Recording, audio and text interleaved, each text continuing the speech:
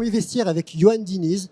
On va parler de rebond. Alors avant que on te laisse la parole, je vais quand même refaire ton CV pour ceux qui n'auraient pas tout suivi. 44 ans, ancien athlète de haut niveau. Aujourd'hui chef de projet, leader du team athlète Décathlon Paris 2024.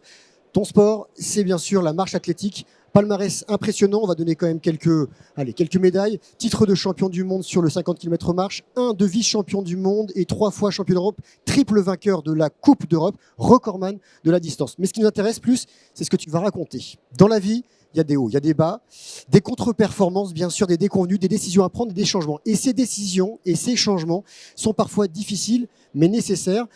Et toi, tu as dû rebondir, et pourtant tu fais un sport où il fallait garder les 2 pieds sur terre pour bien courir. À toi, Johan. Oui, justement, j'allais parler de bonjour à tous. Heureux de lancer ce vestiaire. Alors oui, rebond, non, on ne va pas parler de rebond parce que sur la marche athlétique, déjà, il fallait rester au sol. Donc, vous m'entendez bien? Donc, normalement, un contact avec le sol, mais toujours avoir un contact avec le sol. Après, le rebond, mais en fait, ouais, on a commencé à parler du palmarès, des échecs. De toute façon, dans une carrière sportive, c'est des échecs, c'est des victoires. Et le plus souvent, d'ailleurs, c'est plus facile en fait à rebondir après un échec qu'après une victoire. C'est paradoxal, mais souvent, quand on a gagné, reproduire, par exemple, quand j'ai été la première fois champion d'Europe en 2006, on ne m'attendait pas là. Et je suis champion d'Europe. Personne ne m'attend d'ailleurs. Une petite anecdote, j'arrive à Göteborg sous la pluie dans le stade. Aucun journaliste, enfin personne ne s'attendait à avoir une médaille sur le 50 km marche. Et en fait, ils se dépêchent tous d'arriver en zone mixte pour me voir et puis pour me dire le gars, on ne s'attendait pas à ce qu'il soit là aujourd'hui. C'était plutôt drôle. Et puis, et d'ailleurs, ce qui était drôle, c'était que mon président de la Fédération française d'athlétisme cette année-là, il s'était dit bon, je vais faire une journée avec la presse. C'est le 50 km, de toute façon, on n'aura pas de Français, on ne fera pas de médaille. Donc, il envoie une journée presse, il invite tout le monde. Puis finalement, non, mais finalement, on va vous laisser parce qu'on a peut-être un Français qui est peut-être en train de nous faire un truc là de dingue. Donc, c'était plutôt drôle, donc pour la petite anecdote. Et donc après, tout de suite, la machine, en fait, elle s'est mise en route et on m'a demandé d'être... en plus, on était sur une année on était dans une époque un peu charnière en athlétisme comme on la vit actuellement, c'est-à-dire avec une équipe de France plutôt vieillissante, des leaders qui étaient un peu moins là. Moi, j'arrivais un peu jeune dans le milieu. Et puis donc, l'année d'après, on me demande les championnats du monde. Il fallait absolument... là, j'avais la pancarte du jour au lendemain de l'inconnu au favori, quoi. Au favori où il fallait que je perfe au Japon, au championnat du monde. Championnat du monde se passe sur 10 jours à Osaka. On arrive le dernier jour, 0 médaille. Donc là, compliqué. Moi, j'arrive, j'avais encore cette âme de cadet, en fait, parce que je venais d'arriver, je suis arrivé très tard sur la marche athlétique. Et j'arrive, et puis finalement, la course se passe, et je fais vice-champion du monde derrière un athlète australien. Et puis Romain Ménil, qui est là, qui est pas très loin sur cette journée, fait une médaille juste derrière aussi à la perche. Donc tous les deux sur des disciplines assez dangereuses, on va dire, dans l'athlétisme, qui était la marche athlétique et le saut à la perche. On revient avec 2 titres de vice-champion du monde à l'issue des championnats du monde à Osaka.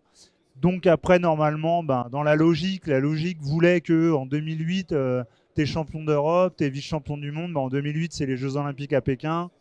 Tu feras la médaille d'or, tu seras champion olympique. En tout cas, on t'annonce comme favori pour. Et là, compliqué en fait. Très compliqué pour moi. J'ai vécu une course assez difficile. Donc avec où j'avais eu un premier entraîneur. Mes premiers Jeux Olympiques, et puis je les vis très mal. Je ne sais pas pour ceux qui se souviennent, mais il y avait eu un environnement qui était très complexe autour, un peu comme là la Coupe du Monde au Qatar, mais avec ce qui se passait en Chine, les Jeux Olympiques en Chine, ce qui se passait avec l'annexion du Tibet, etc. Donc on était plusieurs athlètes à avoir pris position, etc. Et ça n'a peut-être pas été non plus une très très bonne idée. Et derrière, on s'est peut-être mis une pression supplémentaire sur ces Jeux Olympiques. Et finalement, les Jeux Olympiques ont été un calvaire pour moi.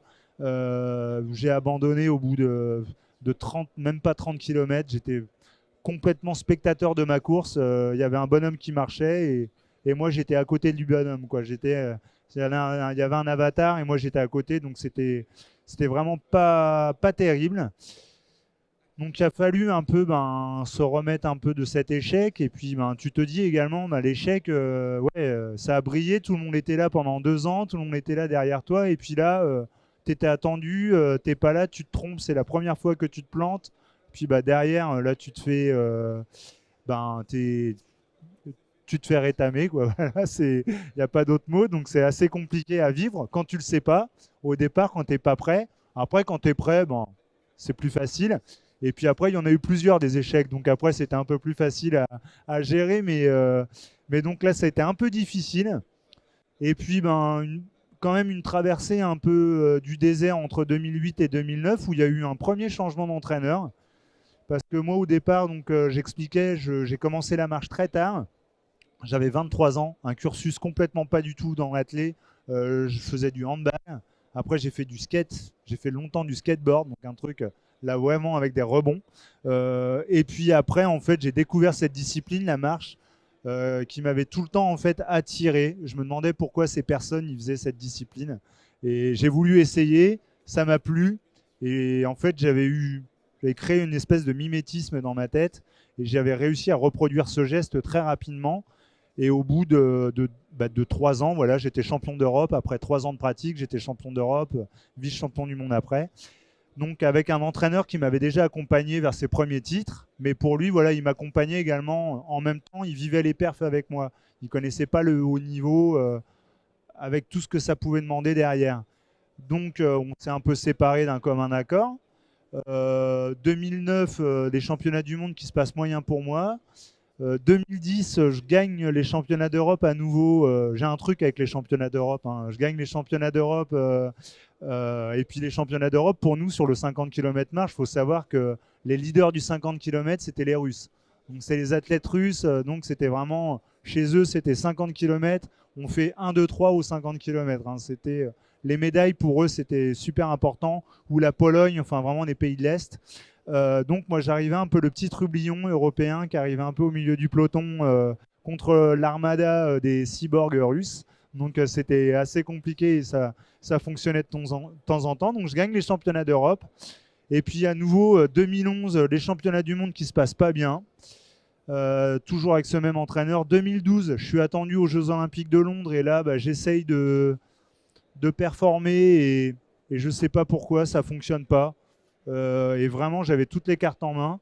Et je me fais disqualifier d'ailleurs, pour ceux qui se rappellent, après la ligne d'arrivée, en fait, parce que je prends un ravitaillement hors zone. Donc je suis 4e à l'issue de la course. Puis je me fais disqualifier, en fait, après mon 50 km. On m'a laissé aller au bout pour finalement me disqualifier derrière. Donc là, ça a été assez dur. Je garde toujours le même entraîneur. Je me braque là-dedans. 2013, championnat du monde à Moscou chez mes amis russes. À nouveau, ça se passe pas bien.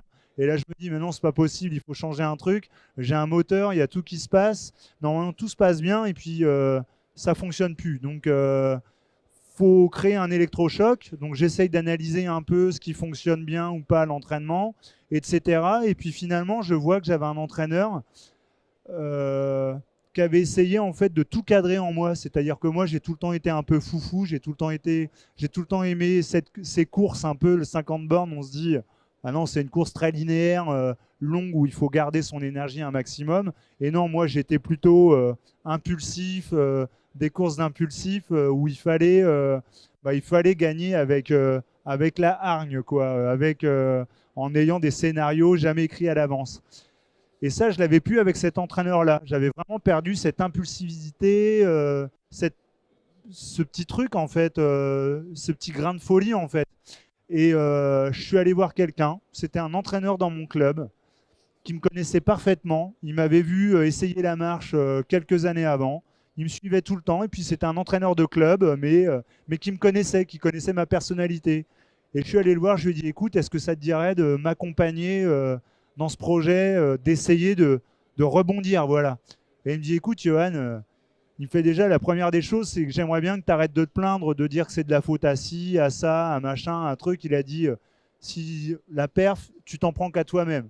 Il a dit, ton entraîneur, il n'est pas là pour le jour de la course, c'est pas lui qui doit te donner des consignes. Moi, je te prépare pour, en fait, si je t'entraîne, moi, je vais venir mettre des petits grains de sable sur le bord de la route, puis toi, tu vas trouver le bon balai pour balayer les grains de sable. Et voilà, la préparation, ça va être ça. Et puis donc, en fait, il est arrivé, il m'a complètement changé mon entraînement. Justement, on dit plus essayer de marcher de façon linéaire sur un 50 bornes. Maintenant, lui, il me faisait des changements d'allure complètement folles. Donc, un peu marcher comme un Kenyan, comme les Kenyans peuvent courir. Et puis, arrivent encore les championnats d'Europe, malheureusement. Encore les championnats d'Europe, 2014.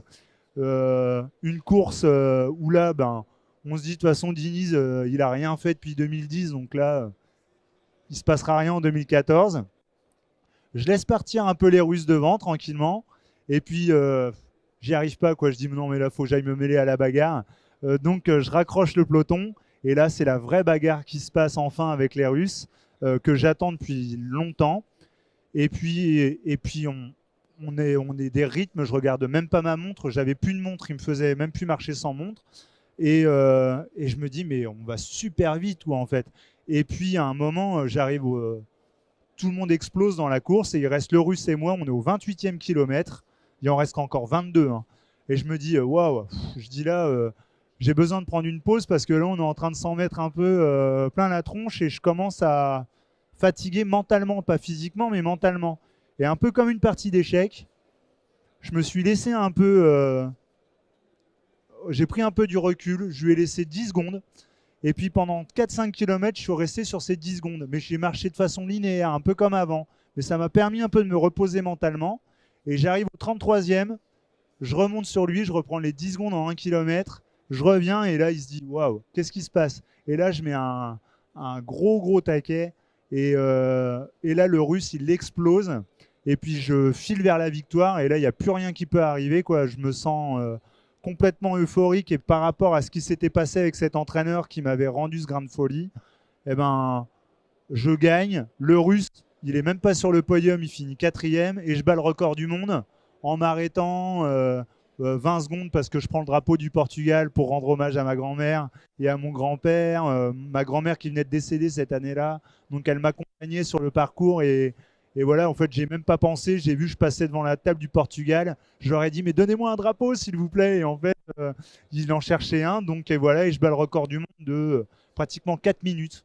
Et donc, ça a été une course folle. Mais après, il fallait être deux fous pour faire une course folle. Et mon entraîneur, voilà, il m'a permis de rebondir là-dessus. En 2015, on continue sur la même lancée. Je bats le record du monde du 20 km cette fois-ci. Je gagne la Coupe du Monde. Malheureusement, je me blesse pour les championnats du monde et je ne participe pas aux championnats du monde. Je me fais opérer d'une pubalgie. On revient en 2016. Et là, en 2016, voilà, une des pires courses qui a pu m'arriver, où là, il y avait vraiment tout qui était aligné pour que je gagne ces Jeux Olympiques. Malheureusement, le jour J, il se passe un truc au niveau de mon bide intestinal. Je me vide complètement, je perds tous mes moyens, mais je me dis, c'est peut-être ma dernière course et faut que j'aille au bout, faut que je termine ma course, c'est obligatoire. Donc, tant bien que mal, je termine 7e et pour moi, c'est une perf quand même. Je suis finaliste et pour moi, je me dis, mais vu dans l'état que j'étais, je sais même pas comment je fais pour arriver finaliste de ces Jeux. Et puis après cette course, je sens quand même les regards, tu vois, de mes adversaires, etc., qui n'étaient pas sympas. Ils s'étaient un peu foutus de moi avec toutes les images qui avaient fait le tour du monde, comme quoi je m'étais fait dessus, mais j'étais quand même allé au bout et pour moi, c'était une fierté d'être allé au bout. Et avec mon entraîneur, on s'est dit, bon, bah écoute, ça n'a pas fonctionné, mais on continue sur ce qu'on a fait. Et l'année prochaine, on retourne à Londres. Et ça sera les championnats du monde et ça sera notre nouvelle course. On va rabattre les cartes. Et ça sera peut-être la dernière course. Et je prends le départ à Londres. J'avais fait les Jeux 4 ans avant, sur le même parcours. Et là, je pars, je laisse un peu faire, 2-3 km. Et comme d'habitude, je me dis, bah non, Non, ça avance pas. Comme tout à l'heure, je disais, ça marchait à 5 au kilo, à 12 à l'heure. Et moi, je m'entraînais tout le temps à 4,30, 4,25 au kilo. Je me mets à 4,25 au kilomètre, ça suit pas. Je creuse vite un écart. Et puis, l'écart se creuse, se creuse, se creuse. Et puis, je gagne les championnats du monde avec. C'est le plus gros écart qu'il y a jamais eu dans un championnat. Donc, 8 minutes 30 d'avance. Donc, la boucle, elle faisait 2 km. J'ai mis un tour à tout le monde. Je suis le plus vieux champion du monde en athlétisme à 39 ans, 38 et quelques, pratiquement 39, avec le plus gros écart. Voilà, ça a été un peu la course du rebond. Et puis après, voilà, en fait, après, je pense que grâce à cet entraîneur, en fait, qui m'a permis de reprendre confiance en moi, de retrouver cette âme de cadet, à pas vouloir en fait tout analyser. On travaille beaucoup sur la data et de plus en plus dans beaucoup de sports, etc. Et j'avais un entraîneur qui était là-dessus, énormément sur la data, sur le glycogène, sur la saturation en oxygène, sur ta VO2 max, sur ta fréquence cardiaque. Mais en fait, à un moment, tu regardes tellement tes datas que en fait, t'en oublies le principal en fait. Et le principal, c'est quand même ton cerveau, et c'est lui qui te guide et qui va te permettre d'aller des fois chercher et repousser les limites. La data, elle existe, elle est là, mais des fois le cerveau, lui, on ne l'a pas totalement analysé, et il peut nous emmener des fois à des frontières inexplorées en fait. Et voilà, lui m'a permis d'aller chercher un peu ces frontières inexplorées, et puis de revenir avec ce titre de champion du monde de Londres, ces records. Alors bien sûr, il n'y aura pas eu pour moi le titre olympique, mais c'est pas une frustration en fait pour moi, parce que j'ai vécu quand même des très bons moments, et puis j'ai vécu des belles courses avec des hauts, des bas, et puis je retiens surtout, moi en tout cas dans ma carrière, des belles aventures, des analyses, en fait beaucoup d'analyses dans la victoire, dans les défaites, comme j'ai pu vous le dire. En fait, un athlète, dès qu'on franchit la ligne d'arrivée, dès qu'on a mis un essai, dès qu'on a gagné un match, dès qu'on a gagné, on a tiré, on a gagné son match, on se projette tout de suite sur l'après. En fait, qu'on gagne ou qu'on perde, tu gagnes les championnats du monde ou les championnats de France ou n'importe quel objectif que tu t'es fixé, tout de suite après, l'athlète, on est comme ça en fait. Tout de suite après, on a un reset et on pense déjà tout de suite à l'après. On se dit, wow, j'ai gagné les championnats du monde, mais l'année prochaine, il y a une nouvelle course. Et j'analyse déjà ce que j'ai fait, et je suis tout de suite capable de me remettre un objectif directement derrière en fait. Il y a un autre exemple, hein, je pourrais parler d'un autre athlète qui est Romain Canon, il n'y a pas longtemps, qui est champion olympique. Romain, championnat d'Europe, tout le monde l'attend. Il n'est pas champion d'Europe, mais par contre, 2 semaines après, il est champion du monde. Il a eu cet effet rebond également. Il pourrait aussi très bien en parler. Il a un peu vécu la même chose, on en a parlé ensemble. Et il y a tout le temps cette faculté d'analyse très rapide, se dire ce que nous, on a besoin, la compétence qu'on peut aller chercher, et après qui nous servira à aller vers la performance. Donc voilà, voilà, je voulais vous partager ça. Donc après, je sais pas si c'est trop court, si c'est trop long. Si vous avez maintenant un peu de questions, on peut échanger un petit peu si vous voulez sur ce que je viens de dire.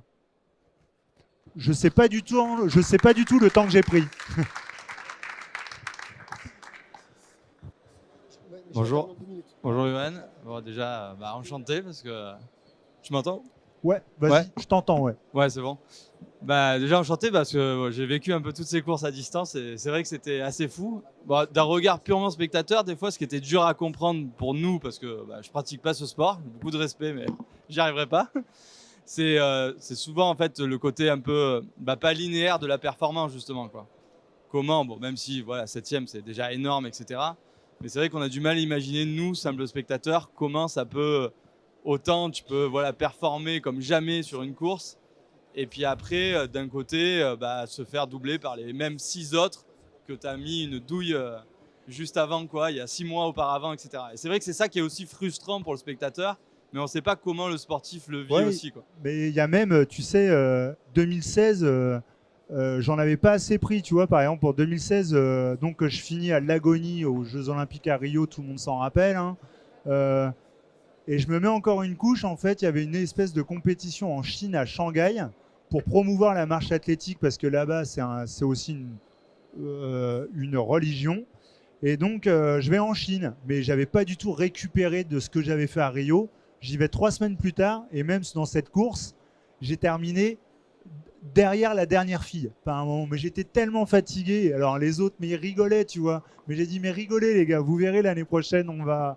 Et c'est vrai que et l'année d'après, tu vois, bah, tous ces gars, j'aimais bien les regarder parce que je les attendais, tu vois. J'avais mis un tour, et puis ça faisait 9 minutes que j'étais là. Puis j'ai dit, bon alors, il arrive quand le deuxième? Tu vois, c'était en chambrant un peu, tu vois, mais parce que je m'étais fait chambrer et c'était pas dans mon tempérament. Mais oui, après, en plus, on est tellement sur des courses.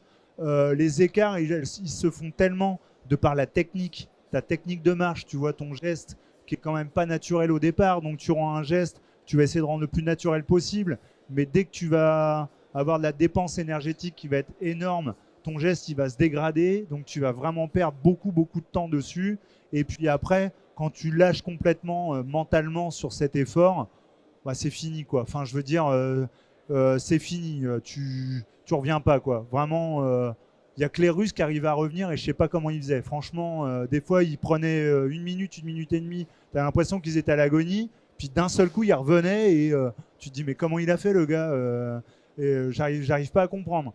Mais ouais, c'était cette particularité de la distance et de cet aspect mental faisait vraiment que des fois tu pouvais être là-bas comme des fois tu pouvais être là-bas. Et il fallait réussir à analyser les deux. Et puis après, moi, en plus, dans mon tempérament et dans ma personnalité, j'ai jamais été dans le milieu, en fait. J'ai jamais réussi à mettre le curseur au milieu. Voilà. Et ça a été mon...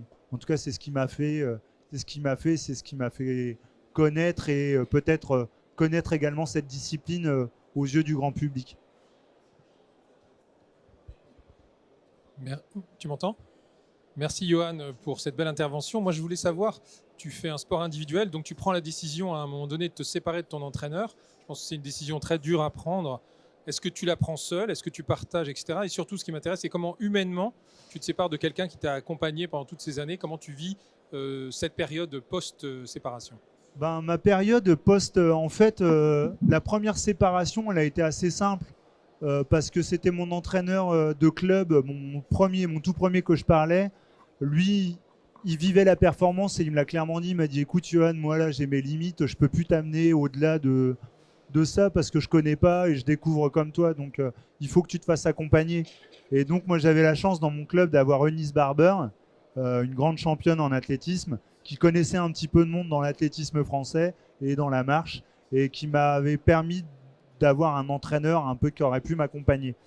Et ouais, cet accompagnement, en fait, jusqu'en 2013, jusqu'au championnat du monde à Moscou, en fait, c'était, écoute, je te refais la scène, il y avait un banc, on était tous les deux sur le banc, on s'est assis, on s'est regardé, on avait les yeux dans le vide et on s'est dit, ouais, on arrive au bout de quelque chose parce qu'il n'y avait plus de discours, il avait plus de mots, il comprenait pas pourquoi, et moi je comprenais pas pourquoi ça fonctionnait pas, donc on s'est parlé franchement, enfin un dialogue, et on s'est dit il faut continuer, mais continuer différemment. En plus, mon entraîneur, c'était aussi l'entraîneur national, donc on a gardé des très bonnes relations, on s'est vraiment parlé d'homme à homme, et puis j'en ai aussi parlé avec mon entourage, et puis je lui ai présenté aussi mon projet, je lui ai présenté l'entraîneur avec qui je voulais travailler, et puis ils se sont bien entendus.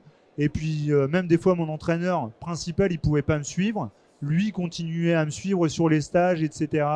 Non, ça s'est vraiment bien fait, ça s'est fait vraiment parce qu'on a vu qu'on était allé à la limite de quelque chose, il pouvait plus m'amener au-delà, et puis en plus je voyais trop que lui il voulait trop tout maîtriser en fait, et c'était pas du tout ce que moi je recherchais. À un moment c'était ce que je recherchais, la maîtrise pour la compréhension de la performance et de mon corps. Mais là, c'était plutôt mon mental maintenant qu'il fallait que j'aille rechercher. Et c'était quelqu'un d'autre qui pouvait me permettre d'aller rechercher mon mental. Voilà. Merci. Merci beaucoup, Nassim. Une Dernière question. dernière question, vas-y. Voilà. Nassim. Donc, merci pour ton témoignage. Moi, j'avais une question. Tu parlais de différence sur la performance qui t'a permis de rebondir, c'est de changer d'entraîneur. Tu parlais de techno tout à l'heure, de montre connectée.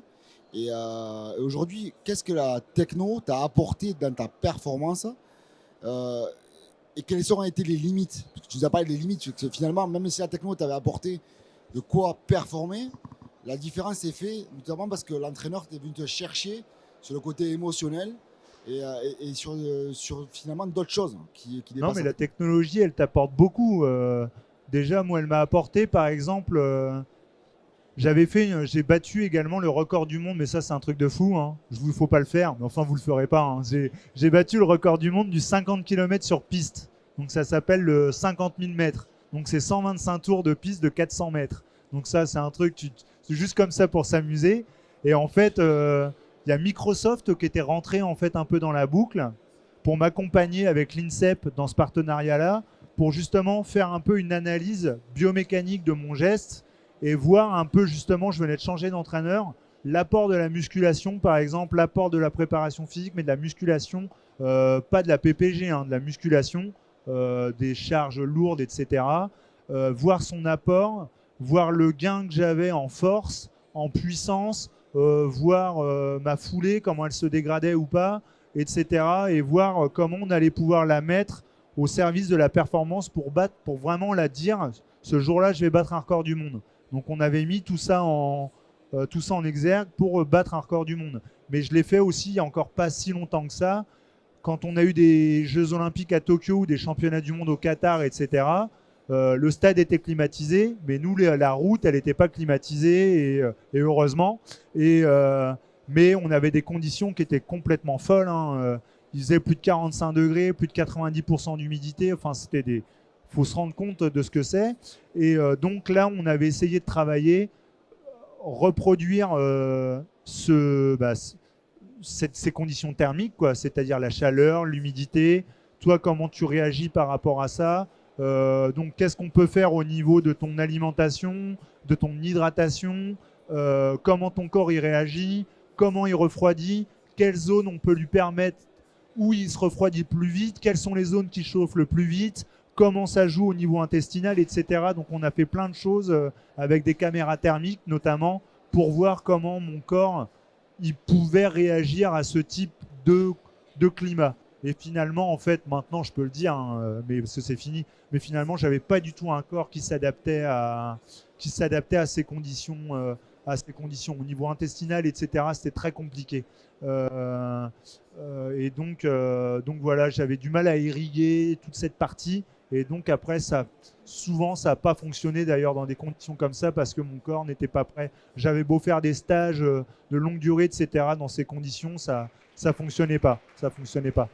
Une dernière question encore? Allez, question, parce on est lancé. Est-ce que tu penses qu'il peut y avoir une différence? On parle de dopage chimique, tu sais, donc qui fait performer les athlètes qui sont souvent repris. Mais est-ce que tu penses qu'il peut y avoir un dopage technologique?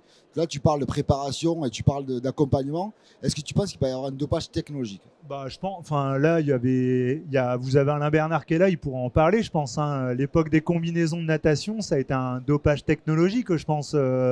Parce que d'ailleurs, la FINA, ils ont tout de suite arrêté. Après, les nageurs, ils avaient une combine, 2 combines, 3 combines, 4 combines.